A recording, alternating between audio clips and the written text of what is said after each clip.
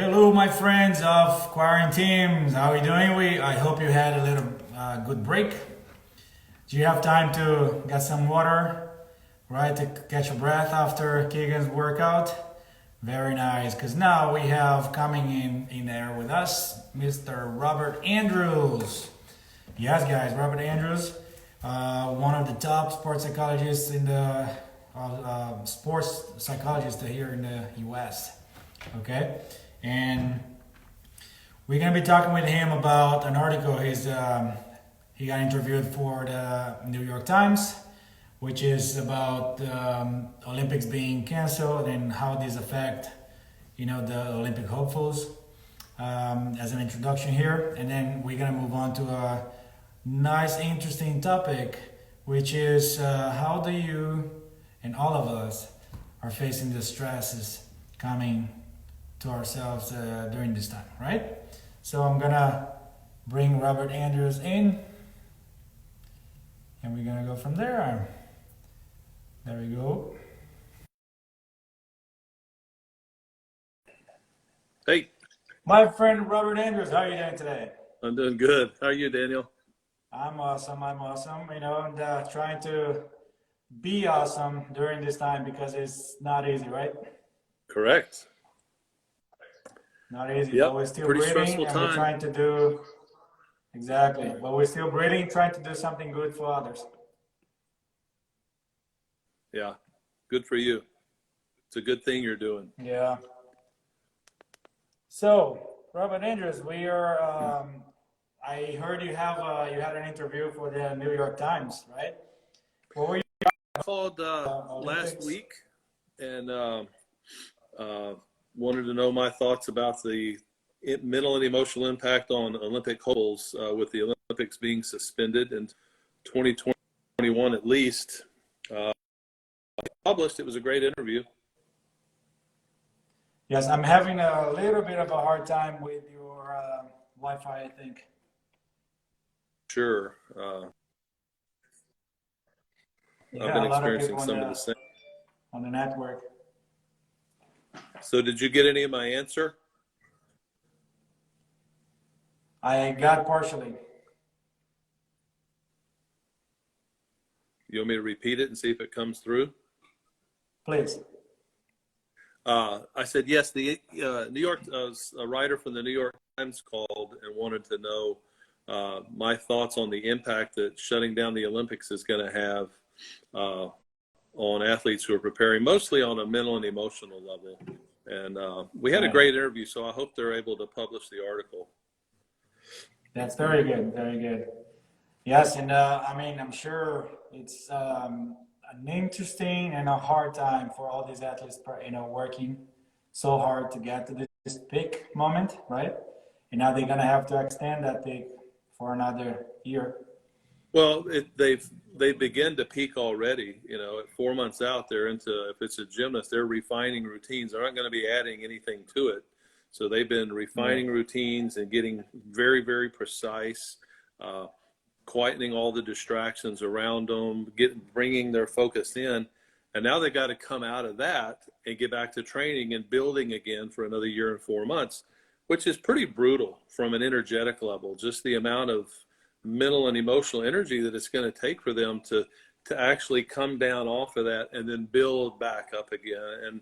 And I've talked to a few Olympic hopeful Olympic athletes that I personally work with, and I wouldn't say devastated, but they're kind of like, oh gosh, I got to gear up all over again here.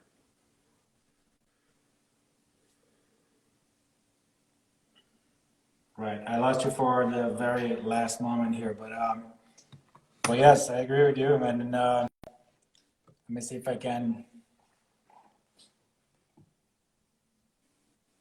Let's see if we can get a little better connection here between us. Okay.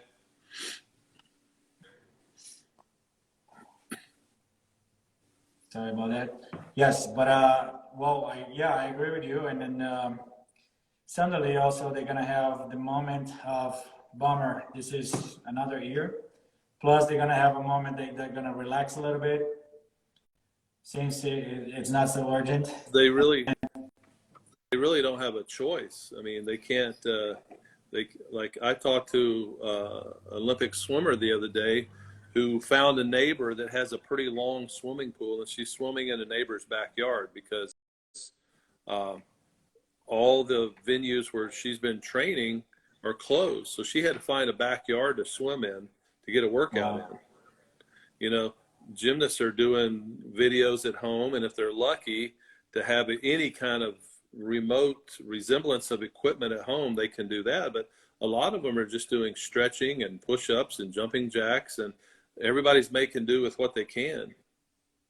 Right, exactly. This is exactly what's happening. And it's also, I think, important to bring someone like your expertise here at least every other week, so we can be talking about this kind of thing. Good. Very good. I'm all for And that. so going to our topic today. So actually, you know, talking about this exact same subject and moment, what do you think will be, you know, how do you think, what we do with the stress that we're facing right now? Well, in the last few days, Daniel, it's already been changing. Initially, it was, you know, woohoo, you know, it's like we're Right. on summer vacation and this is fun and we're having a movie night, making popcorn. But just in the last few days, I think the kids are caught up on sleep. The fun and joy of it is over, and now the reality of it, of I'm stuck at home, has hit, and I'm starting to get calls from parents and athletes who are dealing with a lot of stress, a lot of anxiety. I just got a message from a woman a few minutes before we started this call. She teaches, and she said one of her athletes, who's a very, very, very talented athlete, isn't even getting out of bed. You know, I got off the call with an athlete today. Wow. We had a 1 o'clock call today, and they didn't get on the call. So I texted their mom. They were asleep at 1 o'clock in the afternoon. And so what that tells me is a lot of athletes aren't dealing with this stress very well. So when I looked at your questions, the questions that we were going to go over today, I said the answer is real simple. We're all going to deal with it. It's whether we deal with it in a healthy, life-giving way or a way that's not going to be very good for us. And sleeping in and staring at Netflix all night. Thank God I have Netflix. I'm happy, but I don't stare at it all day and all night. You know, we Right. can't just shut down. We can't let the despair or the hopelessness or the anxiety, we can't let it consume us to where it shuts us down. And so I'm telling all the athletes that I'm talking to come up with a very, very, very specific plan for your day. And like Right. this girl, getting up at 1 o'clock is not a very it's not a very productive plan for her. So part of what complicated hers was she's coming back from an injury. And so that the injury on top of the shutdown is kind of hitting her with a double whammy. But we just set up a plan for her rehab exercises, because hers is a shoulder injury and she needs a lot of band work. And so I said, okay, these are the exercises you're going to do. This is how many times a day you're going to do them. When are you going to start? And her mother just texted me and she says, golly, I can already tell the difference. She's up moving. That's good. That's very good. But we're going to deal with it. Do you want to deal with it in a positive way, or do you want to deal with it in a negative way that's going to, when your sport cranks up again, you're going to be in pretty bad shape physically, mentally, emotionally, and spiritually. So I have a very specific structure during my day. Right.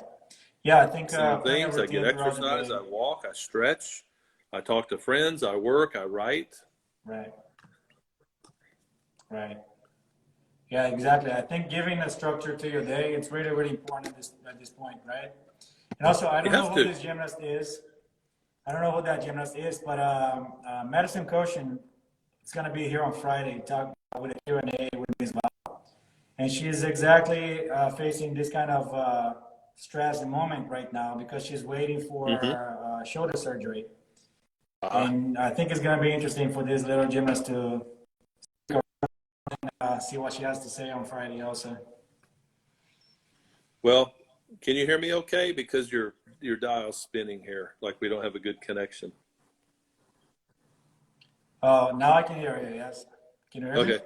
I heard a quote many, many years ago, and I've lived by this quote. I think I heard this in the mid 80s, and it says, we're given stress until we master that stress. Mm-hmm.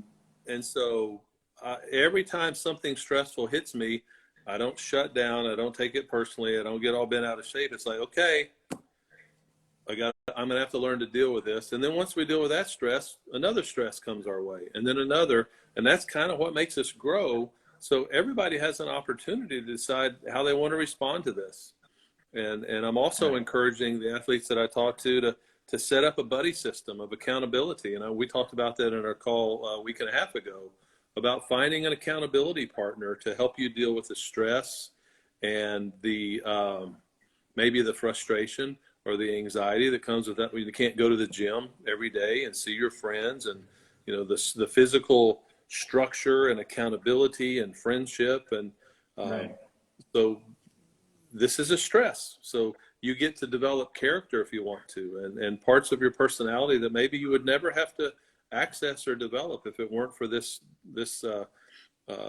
health crisis that we find ourselves in. Yeah, this is interesting. And this is part of what we've done here also, besides the quarantine. We put a everyday meeting for our girls, plus an everyday private workout for them. So we're trying to keep it, as concise as we can within the groups, so we can, go through this together and have them, give them a structure through their day.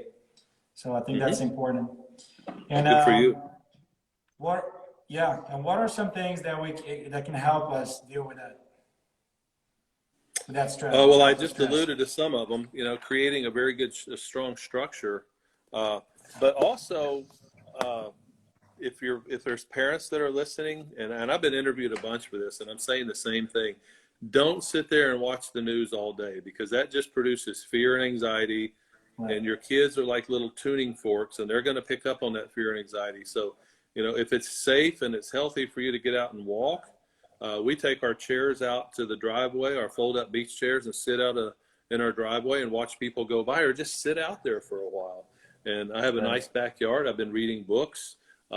This morning, I put on my Bose headphones here and put on some quiet music for 20 minutes and meditated.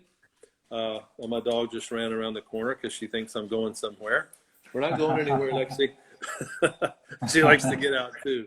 But I play catch with my dog in the front yard. I FaceTime with friends. I read. I meditate. I stretch. Do a lot of ab work. Anything to keep my mind balanced and clear, and help me to prevent me from just sitting and ruminating and thinking about all the bad things that could be going on in my mind.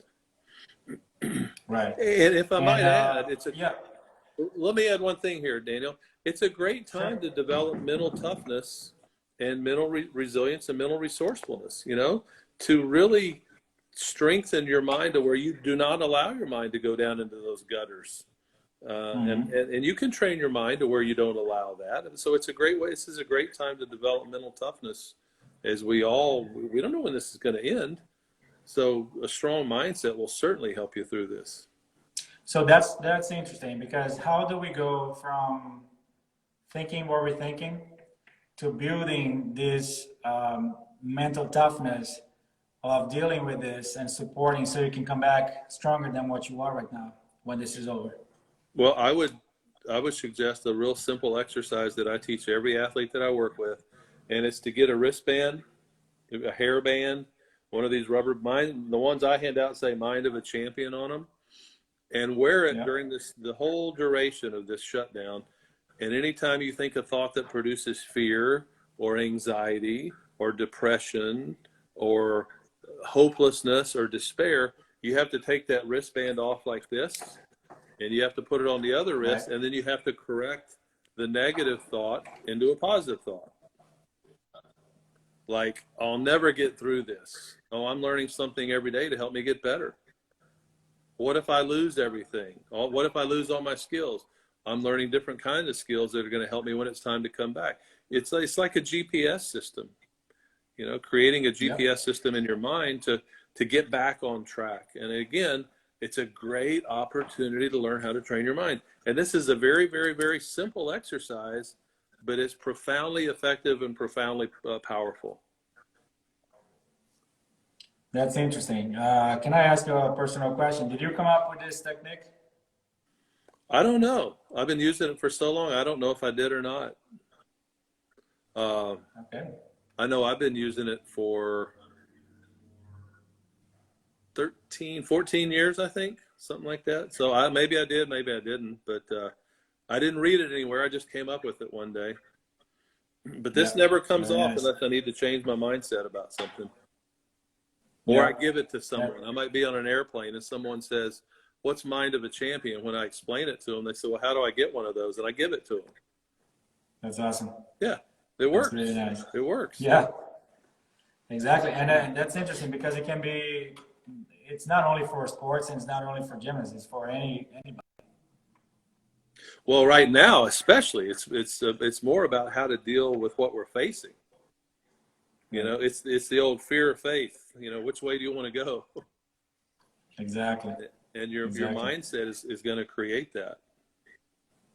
You know, how do we go at the same subject we're talking over here? How do we go from, how do we go from everybody coming to you or news coming to you that puts you down a little bit? You know, how do you go from controlling that is just staying away from it? Like the news, the... Can you repeat the question, Daniel? Sure. Because my question was, if there's so much information coming to you, if there's so many people around you now going through different things, right? How do you create the mind toughness to also help the others that are going through the same situation as you and stay away from what you can feel is negative?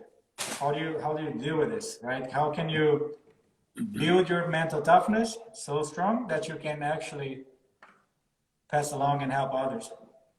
Okay, so that's a great question. And I talked earlier about meditation and doing my ab work at night and stretching and walks and riding my spinning bike and reading books and sitting outside. I'm not doing all those things just for my physical body. That's it. Those aren't just physical reasons why I'm doing that. And I had this as one of our questions. It's a concept called tank filling. You know, doing things to bring energy back into your system.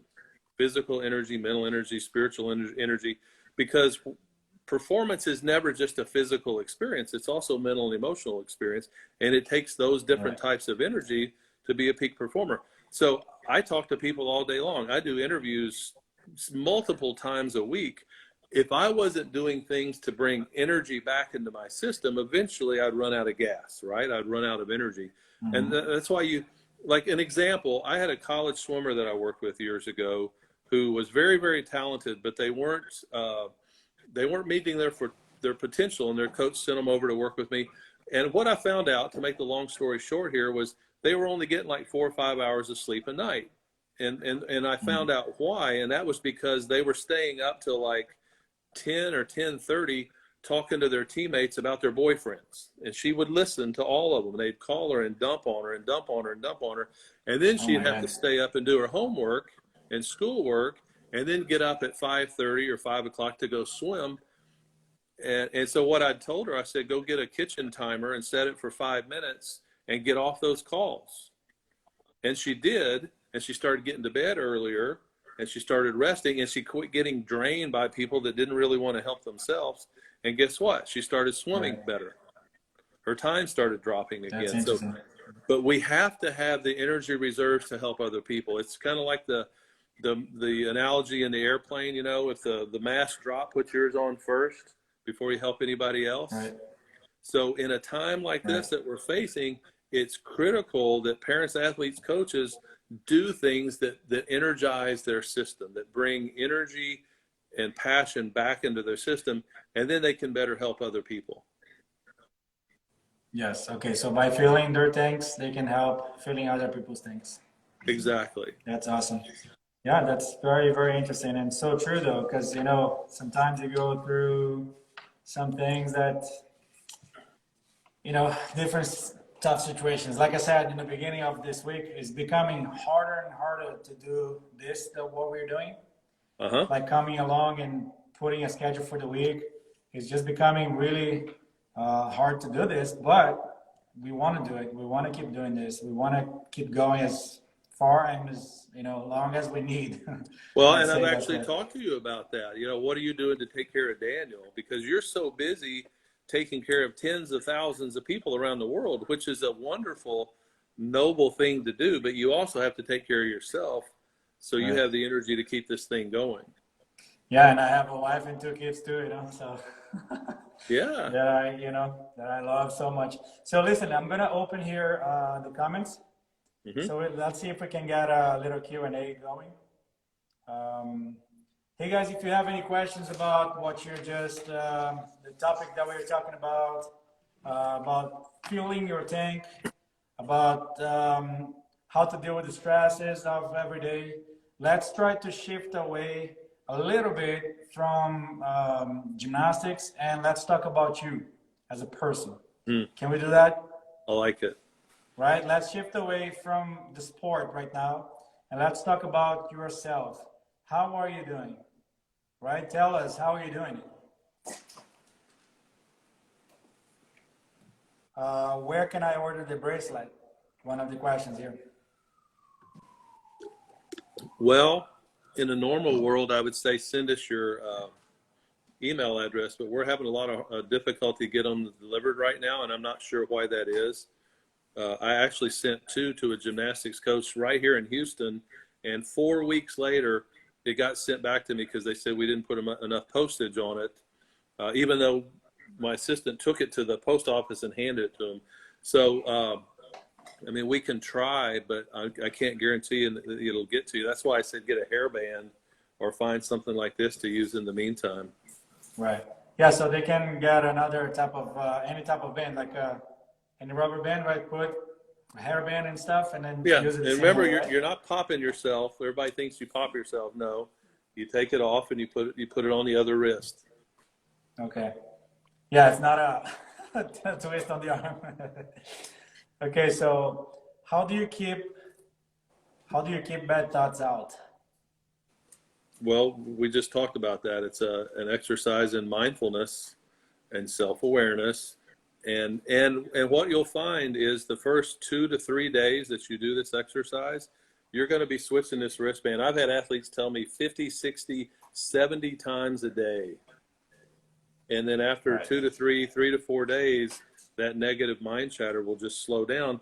And then on the 3rd day, the 4th day, the 5th day, they look down and they haven't changed that wristband once, and it's lunchtime. So Well, we it's got to about remember. it's about mindfulness, just observing yourself.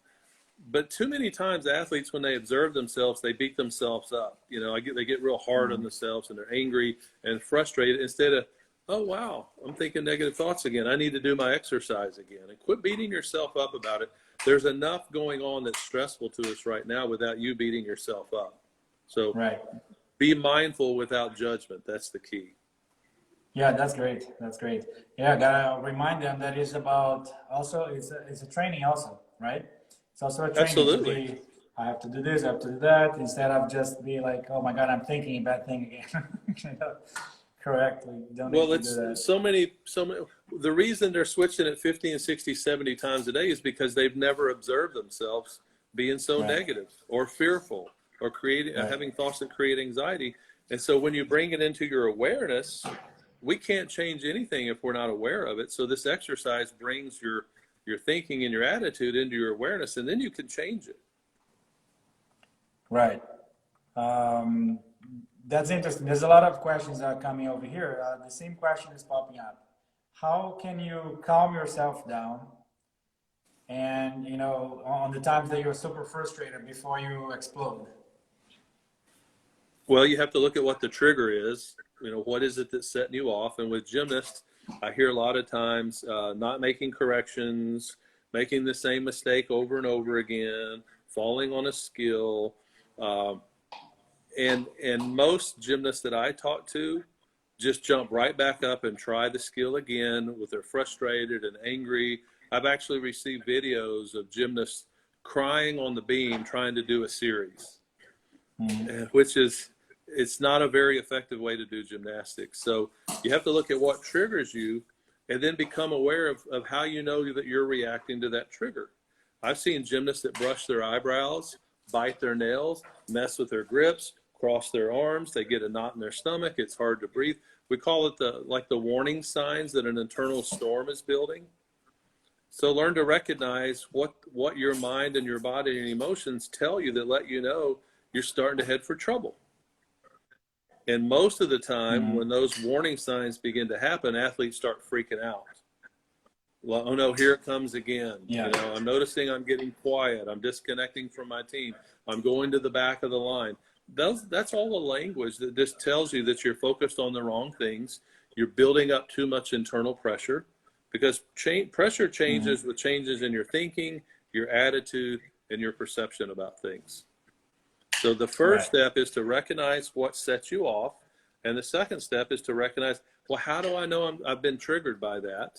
And then the third step is to start doing some relaxation skills to start calming your mind, your body, and your emotions down. And the easiest one is what I call accordion breathing, where you learn how to breathe and extend your lungs up through your throat and down towards your belly button. Long, slow inhale, long, slow exhale. Whenever you get triggered, just stop, check your thinking, check your attitude, but reset by working with your breathing and an awareness of what's going on in your body. Most of the time when an athlete feels freaked out, is what they usually tell, I just freak out, anxious, there's a feeling in your body that goes along with that, a knot in the stomach, tightness in the chest. Really focus on connecting to that and breathing and melting that anxiety or that fear away. I did a speaking engagement back in October in La Jolla, California, to 700 people at the Navy SEAL Foundation, and it was on Navy SEAL suicides. It was a very, very tough conversation and presentation that I was going to be putting on. So when they were introducing me, I was side stage, standing upright in a real strong position, but I was focused on my breathing, because I wanted to walk in onto that stage and be in my peak performance zone, just like a gymnast does when they're waiting to salute the judges. And that's what I do. I do a lot of public speaking, and I want to be at my best. So I'm real clear about managing my distractions before I go into a presentation. My mindset, I listen to my body. If I start talking too fast or pacing too much, I know I'm out of that zone. So I'll breathe and bring myself back into balance again. That's interesting. And these are skills that they'll just become second nature to you if you'll work with them. Right. Agreed. And there's another interesting question over here, because it says, how do we deal with the pressure of having to complete workouts at home? So how do we deal with the pressure of having to complete workouts at home? I wish I knew where the source of pressure was coming from. And in my mind, my question would be, what's the difference between competing sets at home and at the gym? You know, what's different pressure-wise would be my, That's an interesting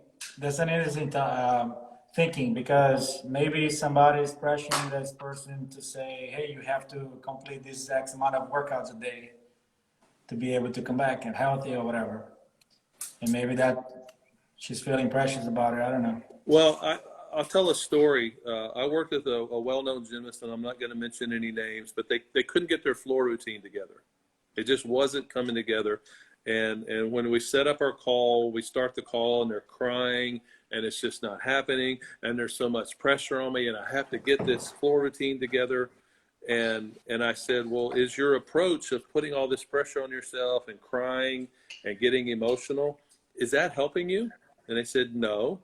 I said, well, back out of that, calm yourself down, because stress is just wasted energy.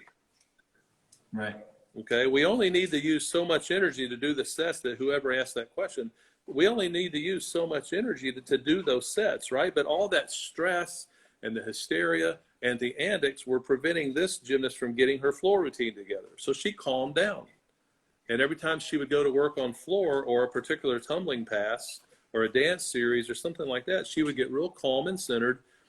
I talked to her the next week and she goes, I can't wait for you to see my floor routine. It all came together. It's so great, and I love the music. And she was so happy. And I said, well, do you remember where you were last week? And she goes, oh yeah, I forgot about that. Yeah, yeah, that's interesting. But she quit putting pressure on That's herself interesting. and used her energy in a more efficient way. And the routine came together just like that. Right. So it goes along with another question I'm seeing here. It's what is a good way to manage school, homework, and gymnastics without getting stressed? I just want to ask this person, the Terminator 2027, which it happened to be my gymnast. I want to see what she thinks. Is this during season and competitive times or right now? What are you asking the Terminator? Is it right now or are you asking during regular season? But we can certainly go to this topic, right? What is a good way to manage school, homework, and gymnastics without getting stressed? Well, that's a really, really good question because between gymnasts and swimmers, those are the real high burnout sports that I see. There's only so many hours in a day. There's only so much energy that you have. And I hear more and more athletes that spend time in regular school, attending school. And then for some reason, teachers think they need to pile 2, 3, 4, 5 hours of homework on top of that, on top of eating and going to training and practice and getting home and taking a shower. And so that I'm going to go back to that tank filling that we talked about earlier. You have to build time in there somewhere. If it's just the weekends and that's all you have, that's all you have. But I wish teachers and I wish coaches would understand this concept of tank filling, that kids just can't stay on this treadmill of school, training, homework, sleep for long, long periods of time. And that's why when this sports shutdown started, I heard from so many parents and athletes that I work with that for the first week or two, all they did was sleep because they were getting caught up on months and months and months of sleep deprivation, 40, 50, wow. 60 hours a month of sleep deprivation. So you've got to find other ways to bring energy into the system. Like I had a really, really talented high school softball player that I worked with a couple of years ago who was playing in the fall season, and they had tournaments every weekend from like August to November. And she says, this was in late September. She was already burned out. I'm done. I don't even think I want to go play college now. And so I said, get out your calendar. She gets out her calendar. And I said, when's homecoming? And she goes, it's October 7th. I remember the date. It was a Friday night. And I said, circle it and tell your coach you're not available that week and you're going to homecoming. And she says, I can't do that. And I said, yes, you can. She was his stud pitcher and all that. And she goes, okay. So she called her boyfriend and said, I can go to the prom. We're going. And she missed the tournament that weekend. She spent all weekend with her friends and prom and activities and got caught up in her sleep. And she sent me a text message that Monday saying, thank you so much. I feel like a different person because she just took time for her. Right. And she got off that treadmill for 3 days and it was life-changing for her. So maybe you can't take a whole weekend off, but find ways to fill your tank back up again because you're putting so much energy out with school and gymnastics and homework. You got to find ways to bring energy back into the system. Yeah, that's good. Well, Robert Andrews, we're coming to a wrap over here now. Okay. Again, it was amazing to have you here. It's always good to talk to you. Good to talk to you, Daniel. Every time I talk to you, I get, smarter. Well, I like that. I do. I get that way too. And I really appreciate what you're doing. And thanks for letting me to be a part of it. It's an honor to help everybody out that's listening. Thank you so much. Thank you so much. We'll be in touch soon, okay? All righty. Take care. All right. Bye. Okay. Bye-bye. All right, everybody, we're coming to an end over here with Gotham Gymnastics HQ and Quaranteams. Thank you so much for being here. Tomorrow, we're going to have another great day of workouts, okay? The full schedule is on Facebook and Instagram. Go check it out. Peace out, guys. Thank you.